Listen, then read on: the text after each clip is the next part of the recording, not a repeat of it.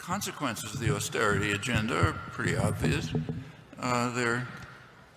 In Europe, where they're being imposed more strictly, they're devastating the societies. These are rich societies. They're increasing debt as anticipated. They're creating a huge number of unemployed. In the United States, which is in this case more progressive than Europe, they're being applied, but less rigorously, and they're having a milder version of the same effects. It's not because people want it.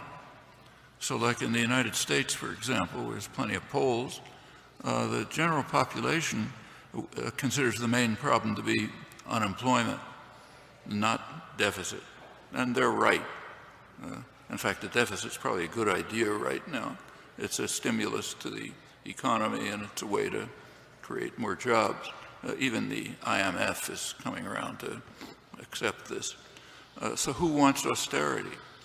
Well, bankers, rich people, the people who run the world. They want austerity. One reason is, they're concerned, they're lenders, so they're concerned that maybe somewhere down the road, invisible now, there might be inflation, which is bad for people who lend and good for people who borrow, so they don't want to take that chance. The other is that the austerity programs have the nice effect of dismantling the hated welfare state. And that's bipartisan in the United States. Obama's talking about it too. You gotta go after the poor. In fact, take my getting here today. Okay, I flew. Well, there's one part, this sequestration, which is about the deficit, not unemployment, the big problem. It's got a kind of a nuanced character to it. It leaves out rich people.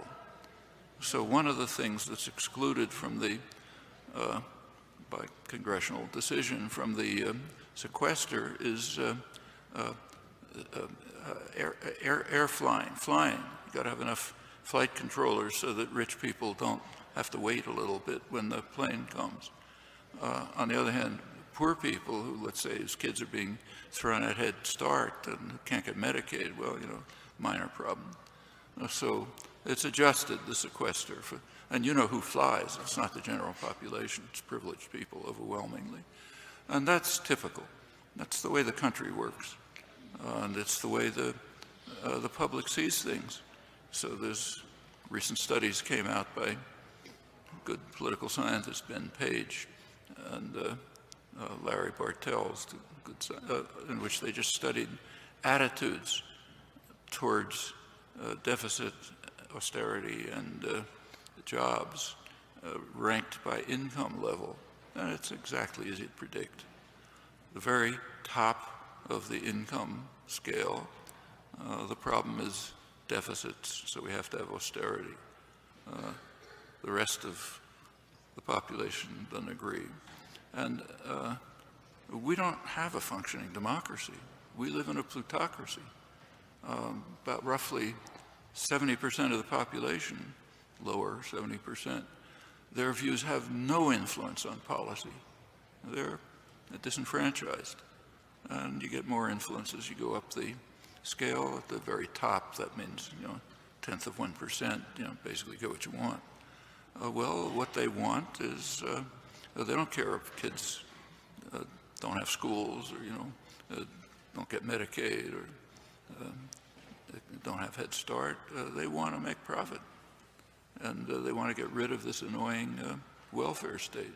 And it's even said, Mario Draghi is the head of the European Central Bank and has been one of the more forthcoming about trying to do something about the crisis. He had an interview with the Wall Street Journal in which he told the journal that he said the European social contract is dead.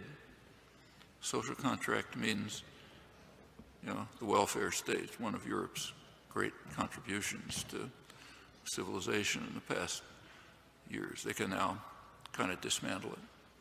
He didn't say he wanted that, he just said that's what's happening. And yeah, that's what's happening.